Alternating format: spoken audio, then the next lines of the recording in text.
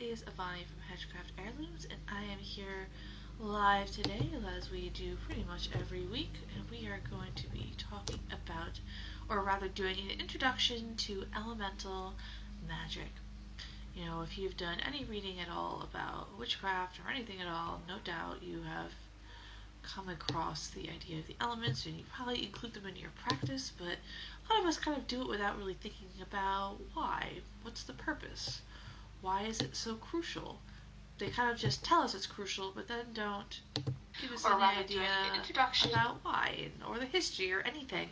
And it's actually really fascinating stuff, so that's what I really wanted to share with you guys today. So, in our pre-show, that's weird. I figured I would show some of my favorite items that I actually use to represent the elements on my,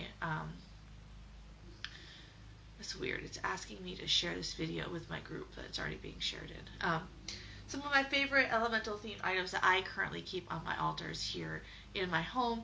I do also keep elemental altars in my yard, permanent outdoor altars. So these are all things that came off of indoor altars. I do think that at some point I will show off the elemental altars. It will probably be an Instagram only thing, just because it's a lot easier to go do it outdoors with my phone than to try to carry this whole thing with me. But anyway, I digress. Let's show you the pieces I wanted to show you. So the first element we'll talk about is air. So in tarot, the suit of swords represents air, and so to me, I think about athames as representing air as well. And this is my current athame that I'm using. So this was actually handmade for me. So this is actually a piece of hand-napped obsidian, black obsidian. And then there is, I'm not sure if the moon is, I think the moon is not stone. I think it's sculpted, but there's a labradorite here and a labradorite here. Hey Raleigh, I'm so glad to see you. I'm doing a little live about elemental magic today here, so I was just showing off some of my personal elemental pieces while we wait for some folks to show up. And then the rest of this is all polymer clay, but I love this piece. When I first got it from her, I thought that I was gonna dislike the handle, but it turns out that this is easily one of my new favorite pieces. It just feels super powerful, but I love it. It's a beautiful, beautiful piece, and my toddler also thinks it's amazing. He's constantly trying to touch it. So there's that. The second air, I think I've got about 2, sometimes 3 pieces for each element here. The second one is this. So this is a feather. This is a very specific feather, though. I have quite the collection. I don't know if you've ever noticed in a lot of my listings for chalices or vases or urns, sometimes I talk about the idea of using them to collect feathers. That's because that's a thing that I do. So this particular one came off of a vase that I keep on my altar in my bedroom, which is not exactly a public altar. But I keep it there as I have nowhere else in the house because this is actually a hawk feather. Now, of course, technically speaking, you're not supposed to have any kind of bird of prey feather because of the laws, but I actually found this on my property effectively. And I looked it up with an app, and this is actually from a sparrow hawk, so it's a very, very small hawk. But I think I found this last fall sometime, and I actually found 2, I assume from the same bird, but this one is my favorite. So this hawk feather is one of my favorite air things that I have on one of my altars here. So pretty. Alright, so that's air. Next we'll do fire. So fire is difficult. Hey Michelle, we're here going to be doing an intro to elemental magic today. I was just showing off some of my favorite personal pieces that I use to represent the elements on my altar. I just showed off air, and now I'm going to show off fire. Fire is tough because it's the least corporeal of all of the elements, so it can actually be difficult to represent. It isn't anything, you can't. It's hard to represent. So a lot of the things that I tend to associate with fire are actual stones that resemble fire. I couldn't find it to show you because I really wanted to, because it is actually one of my favorites. One of my favorite things that we often keep with one of the altars in the other room is actually a dragon figurine. And it's literally just a plastic figure. So first of all, this altar that I'm talking about is actually a family altar. So my children, it's intended for the kids to basically be able to use and work with. So this dragon is just like, plastic or something. But I think it's super cute, and it's orange, and it's fire colors. But I couldn't track it down, I think, because the baby was playing with it. But this is another piece that I really like. This is actually, it's a little yellowy, to be used for fire, but I associate with fire because of the shape. This is a piece of yellow or honey calcite that I usually use to represent fire. I love that. And the other two pieces I picked out to represent fire are actually jewelry. One of them is this, which is a citrine necklace that I wrapped myself probably like 2 years ago now. I wear this one pretty regularly. And then the other one, because they're all tangled together, is I bought this from a seller on Etsy, and it's actually a fire agate. So it's encased in resin. The back part here is actually a cross section of ayahuasca root. Michelle says, can you use candles for fire? Absolutely, like a million times, yes. I guess I don't tend to put a ton of candles. I just feel like this is not... Candles are everywhere, so I just didn't want to pick... I guess it didn't even occur to me to pick a candle. I was trying to think of something a little bit more innovative to show you, but candles totally work. So next we have water. So I have a few pieces here. This is another stone. This is actually a blue celestite heart that actually lives on my healing altar usually. And then I also have this lion's paw shell. This actually is... Oh, I see I've got two people here watching on Facebook. If you guys are here, if you want to throw a hashtag live into the comments, hashtag replay if you're watching on the replay, especially if you're on Facebook so I can say hello. I love this piece because it's my husband's, so this piece is really special to me in that way. And then the second piece is actually a chalice, and it's one of my favorites that I have. And it's actually a vintage piece. I'm going to show you in a second. I just want to describe it or explain to you why it's so important to me first. So it's actually a vintage goblet, wine glass, whatever you want to call it, that my mother-in-law upcycled, I guess. So she has one of those Cricut machines that she's kind of obsessed with. And so she printed out little goddess decals and put them on here for me. But this is the chalice. This is one of my favorites. I love that it has this spiral on it and this really pretty variegated blue glass. So this is one of my favorite water pieces that I own. And then that's it I have for air. And then my earth things, I've got two pieces. Both of them you've probably seen before because they make their ways into... Michelle says, yeah, I have so many candles. Totally normal. Hashtag witch problems. And so both of these things are probably things that you've seen in my product photos because I tend to use them as props a lot because I love them. First is my bobcat skull. Her name is... oh my gosh, I'm suddenly blanking on it. Nixa? That can't be right.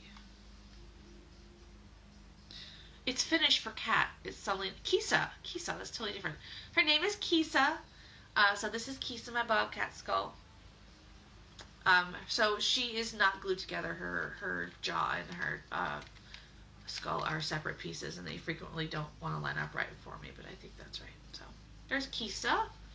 Bones, to me, in general, often represent earth because earth is associated with death and transformation, which we'll talk a lot more about next week. Then this is... So commonly, the pentacle on the altar is used to represent earth. And I actually have been using this, which is actually a slice of green marble. And the reason why this is one of my favorites, the filter makes it look a lot more gray. It's a much prettier green in person. But the reason why I love this one so much is because it makes me think of my husband also. Because he really loves marble. It's just a thing that he really is into. So yeah. So those are just a few of my favorite pieces I use to represent the elements on my altar. Again, I kind of purposely try to choose some things that were a little less, traditional that you might not normally think of. Just to kind of get your brains, moving a little bit. Hey, Queen Toadstool, we're here talking about an intro to elemental magic today. And I just showed off some of my favorite elemental pieces that I own. If you want to go back and rewatch this after the fact to see for yourself, you can do that. But right now, we're going to hop right into the meat and potatoes of this little mini class about elemental magic. So we're going to talk about the history of the elements and working with them and why we work with them, which I think is one of the most interesting parts, only because nobody ever talks about that. They just say, do the thing, and they don't say why to do the thing. So, but first let's talk about the history, because I always think that's the right place to start. Start at the beginning and work our way forward, right? So, the elements as we use them today, they call them the classical, for actually 5 elements, and classical is actually referring to the classical period in this context, in Greek and Roman times. But it was the concept was, as the 4 elements taken as a whole, was originated by a Greek Actually, I'm not sure if he was a philosopher or what he was, but his name was Empedocles. And I love that. I love Empedocles. It makes me think of empanadas, but that's neither here nor there. And so before him, there were people that talked about the idea of elements, individually, of water specifically being the source of all life, or fire, or earth.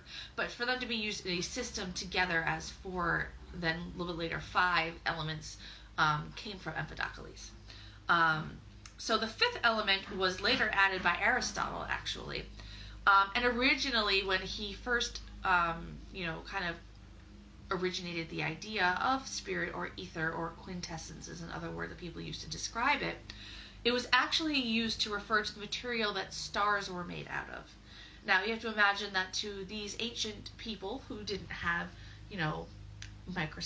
telescopes and the ability to really study things the way we do today, to them, the stars, the planets, everything looked, unchanging and eternal, because it was always there, always the same. So they believed that it had to be made of something different, and ether or spirit or quintessence was how they described it. So there are actually subsystems that have 6 or even 7 elements, often including above, below, and the void.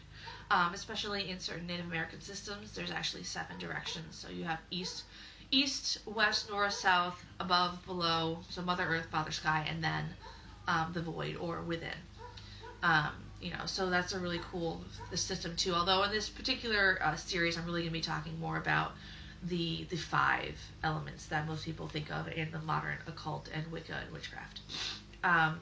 So in traditional Western occult, actually, the elements were considered to be hierarchical. That word is a mouthful. But the idea was that they were ordered from most to least dense, and it was generally considered that spirit and air, being the least dense, were the best of them, so earth not so great, spirit perfect. And I always think that's really interesting. I think that's a very weirdly patriarchal idea. In our kind of culture, in our society, in the Western world, we've placed this weird value on the spiritual over the physical.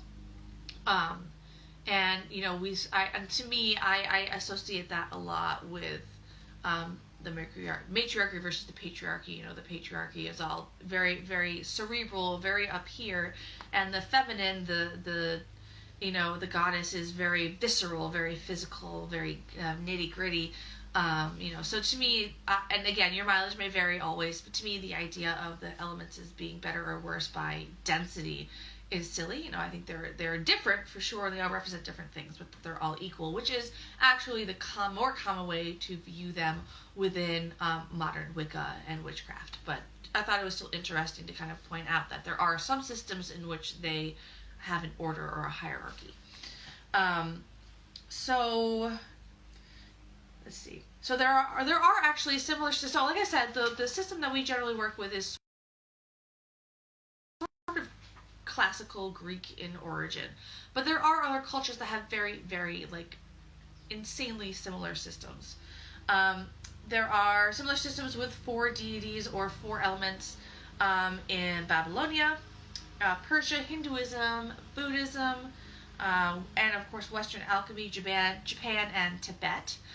Interestingly, in Babylonia, they didn't have the elements. There's a lot of, you see in different places. In some places, the elements are looked at as more of a force, and in some places they're looked at more as beings. So in ancient Babylonia, the elements were looked at as 4 deities that sort of represented and ruled over those forces. And it's possible, but probably not necessarily true, but I think that they're one of the first ones that were kind of personifying the elements, whereas the Greeks were looking at them as forces, elements in the same way that we use elements in chemistry, like building blocks. At least that's how I understand it. And in alchemy, specifically, not in addition to the elements, they also work with 2 specific principles represented by mercury and sulfur. And they generally believe that all metals were made of those 2 metals in varying amounts and degrees, and depending on how they were treated. And of course, I wouldn't want to go on without at least mentioning in passing that there's a Chinese system in which there are 5 elements, which are wood, fire, earth, metal, and water, which is a very complex cosmology and spiritual system.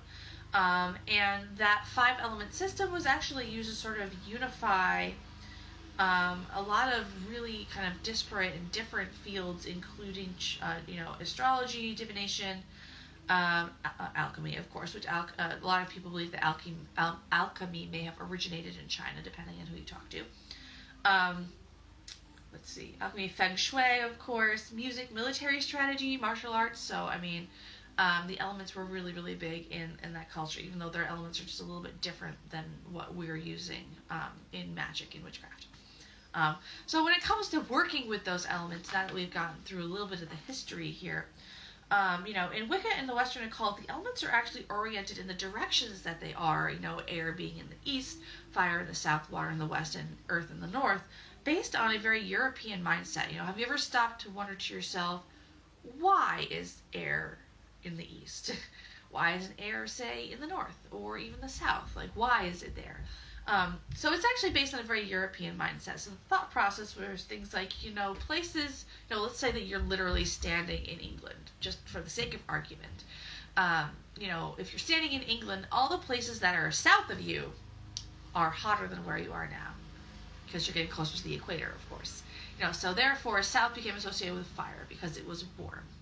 Which is funny because to me, as a modern American witch, I've always thought of it that way. It never occurred to me that was how it got there. But that was kind of like a memory device for me. But it turns out that's why it's that way in the first place. In addition, if you're standing again in England, what is west of you? It's the ocean. So therefore, the west became associated with water. Hey, Stroll Fellows, we're here doing a little intro to elemental magic today. We're talking about, right now, why the directions are associated with the elements that they are.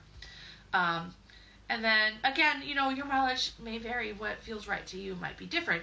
Now that we're thinking and talking about why each element is in each direction, it might make you doubt yourself. You might be like, well, maybe I need to reevaluate everything that I've been doing. Maybe that doesn't feel right to me. Maybe I live south of the equator, and fire in the south doesn't make sense for me. Maybe I want to put it in the north. There's no wrong way to do it. So if that feels right to you, then you can do that. And I have a theory that air is in the east because it had to do with the sun rising and the air being very crisp in the mornings. But I didn't see that anywhere. That was just my guess. But again, the idea of the elements being where they are is like everything, an invention of mankind that someone said, this makes sense to me, so that's the way it's going to be, and then it caught on. Hey Azadi, we're here doing an intro to elemental magic today. And then of course, even when you're working with the elements, I'm just looking at this here, making sure, where do I have things? I mentioned earlier that, some systems look at the elements as forces of nature, and some of them look at more as personified beings. There is no wrong answer. Some people think it's both, so there might be a force, but there might be a spirit that's in charge of that force or controls that force. Again, there's no wrong answer, so it's whatever feels right to you. Sadia says, I look amazing. Thank you. This is what I wore to work today. All I did was sit down for this, so thanks. So, where was I? But when you are working with the elements in your ritual, you always want to treat them like honored house guests. Let's think about when you invite someone into your home. You open the door, you let them in, you say, come in, sit down, can I get you a glass of water? Making offerings is always a wise choice. Everything in magic, I don't know if you've ever heard of this is actually from anime, but the idea of equivalent exchange, that what you give is approximately what you receive. So in order to receive something from them, it's always wise to give them something. And some systems, it's frequent, frequently they will just offer things like smoke. Offering smoke is really big. Just for example, offering song, offering food offerings. It could be anything. Again, whatever feels right to you. And then, but when, I'm sure we've all had that house guest that stays just a little bit too long and then, it gets a little weird. Another important part of having a house guest is knowing when to ask them to leave. And the same is true of the elements. So you always want to make sure that you are very clear, like, thank you for coming, but it's time to go now. Have a nice day. Merry meet, merry part, merry repeat again. Hail and farewell. So next I want to talk about why we work with the elements, and I'm especially excited to talk about this because I kind of, mentioned earlier, nobody talks about why.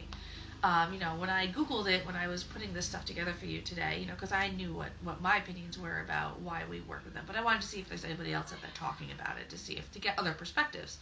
And consistently across the board, I wasn't finding why, just that you must do this thing. The elements are important. They are an important part of ritual. You must use them. Here they are. This is what they mean. But not ever answering the question of why. So this is sort of my take on why we work with the elements. So again, the elements, working with them and how you work with them is in great part dictated, again, on whether or not you view them as beings or you work with them as forces of nature. So obviously, elemental guardians we talked about earlier, should really only be calling those for really, really big working, because they're not like, oh, well, I just want to do a quick money spell so I can, put gas in my car this week. Maybe not a guardian. Maybe just working with the forces might be fine. But my opinion is that I feel that I feel like they're forces of nature. That's just me. I'm kind of personally in my practice kind of toe a line between, atheo-paganism and the woo-woo stuff, as they kind of phrase it in that community. Magic versus science. And to me, it makes sense that it's somewhere in the middle. That's just me. So for me, I look at the elements more as forces of nature, of those building blocks, which I mentioned that a little while ago. The idea of the elements as building blocks for everything that's in nature, which is how they were originally intended to be kind of thought of. So the question, when I think about it that way, the question I kind of came to within my own head is, well, if they're the building blocks of nature and they're already present in everything, why am I calling them into my ritual? Aren't they already here? And I actually came across some insight online that made a lot of sense, that I really liked, that I wanted to share with you. And this person was pointing out that when we cast a circle, we are in effect creating a microcosm. So, we've all heard of the concept of as above, so below. Hey, Slay Slime over here, doing a little intro to elemental magic today. So as above, so below, it basically talks about the idea of the microcosm versus the macrocosm. And that we oftentimes it's used in astrology is a really good example, where in which we are the microcosms, or the smaller reflection of the macrocosm, meaning the universe, the planets, the stars, etc., etc. Well, when we do spell and when we do ritual, we are actually creating a microcosm within the circle. So a microcosm inside of a microcosm inside of a microcosm, or macrocosm. But the microcosm of the circle. So in order to build it as an effective microcosm, we have to call in all of these building blocks of creation. Now, of course, as I mentioned, they're already there. So, if they're already there, still begs the question, why are we calling them in? My personal feeling is that I think that calling them in is a way to sort of train our consciousness to the fact that they are present, that they are here. It's a way of recognizing them, not necessarily inviting them, or if we're inviting them, we're inviting them into our consciousness, not necessarily physically into the space, because again, the elements are pretty much always everywhere. But by calling in those building blocks of reality, of the world around us, it allows us to weave them into magic. So it's basically a way of bringing the ingredients for magic into ritual. And that's part of why we call them the elements. Now, if you're working with them as beings, a lot of people also are calling the elements into the circle in order to protect them or lend their energy, although lending their energy is sort of what I was just describing as well. So people also ask them to protect. So that's another thing too. So protecting you within the circle if you're working with guardian or beings, and then as forces, it's more that they are lending their energy so that you can use that magic, that energy and that magic to weave your spell or your ritual that you're doing. So, and there are also some people, some authors, because I looked in one particular book I have that I've always kind of said I think is really great as a not a 101 book, a 102 book, So there's a million books out there for beginner witches, beginner Wicca, and not a lot that takes things to the next level. And I have this one book called The Wicked Bible by A.J. Drew that I feel does a little bit of that, that I've always really enjoyed. Now, just so you know, modern day, I think I bought that book in the early 2000s. Since then, A.J. Drew has actually reconverted back to Christianity, which is a little weird and awkward, but I still find value in his writing. So I think it's a really good book, so if you're interested, you can go check it out for yourself. Hi, I am LMD. We're here talking about an intro to elemental magic. But there are some authors, A.J. Drew in particular, that suggest that calling the elements into a circle is a way of reaching out to a sort of larger collective, to humanity as a whole, and a way of acknowledging the fact that I alone am not enough.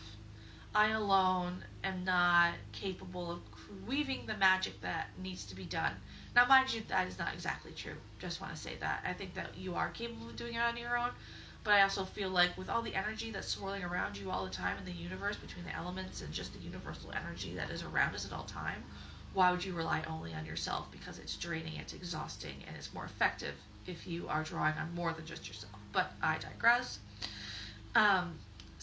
But the idea is that, all of humanity has sort of migrated over time in the four directions, and so by calling out to the four directions, you're acknowledging the idea that you're pulling in from the out in order to create the reality you're looking for. Hey, Sandra Lift, I was just doing a little intro to elemental magic today. But that said, so this particular live that we're doing here today it was just a little intro into elemental magic. It is the first of what is going to be a series. So I'm going to be starting with Earth.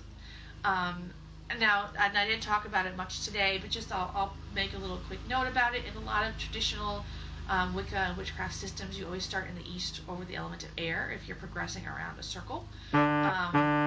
And some people like to start in the north, some people start in the west for various things. Basically, there's always a reason to start in one direction or the other, depending on your intention and the kind of culture you're practicing within and what their traditions are. A lot of people traditionally start in the east. I will start in the east sometimes, but I also do sometimes like to start in the north. I always look at it as this, and this is just a little quick thing here. I might talk about this more, or again when we get to air and or earth.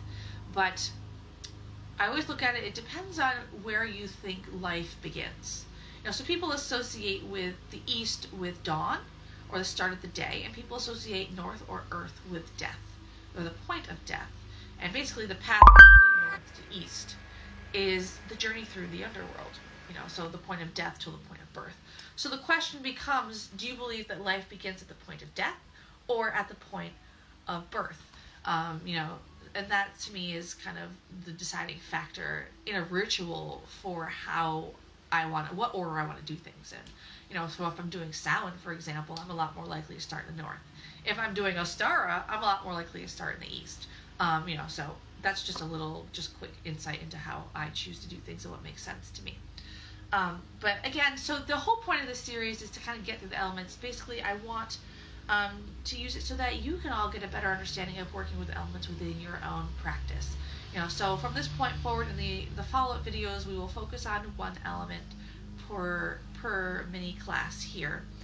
And you can use the information that I'm giving you. You can meditate on it. You can think about it and kind of just contemplate within yourself. If the words I've said resonate with you, or if spirit gives you other information, I am not the be-all end-all of witchcraft knowledge.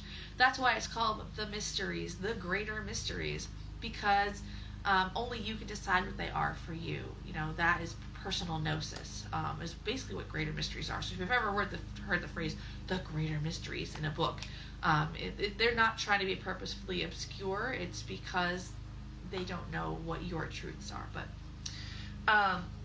another thing that you could do is that with the information that you learn in the series, you could start to build devotional altars to each element in order to work with those energies as well. You can also dress in the colors to work with the energy, or wear certain jewelry to work with the energy. And you can play and work and study it and kind of get a better feel for what those elements mean to you personally and how you might want to work with them more in your own practice. And I also think, like I talked about a little while, just a few moments ago, that it's a good practice for figuring out for yourself, and rather than necessarily within a system that was just given to you, that you just accepted at face value, you know, what element goes in what direction? What direction do I start casting my circles in? Because there is no one way to do things, and you might find after listening to this video that the way you've been doing things before doesn't really make sense anymore. So this series will give you a chance to really figure out how you can personalize your work with the elements. So that said, that is what I have today for my intro to elemental magic. The next thing I do during my Friday Live is I do a little live sale. And of course I forgot to actually bring the items over here, so I'm going to go grab them really quick so don't you go anywhere. And before I do that, actually, I'm going to do a little sign off because I'm going to be uploading this video to my YouTube, and I'm going to cut it off here. So if you're here watching on YouTube, thank you so much for being here. If you're watching not on YouTube, hang around because there's more to come. Thank you for joining us. This has been a lot of fun. Next week, I am going to be talking about Earth. We're going to be starting on Earth Magic, and then at the end of next week, if you're here on Instagram especially, is my Earth Witch collection drop, which I'm really excited to share with you. So anyway, thanks for being here. Be sure to join us next week for the first actual installment of Elemental Magic, where we talk specifically about Earth. I hope you all have a wonderful, summery, warm, enjoyable weekend. I hope that you all take care, and blessed be.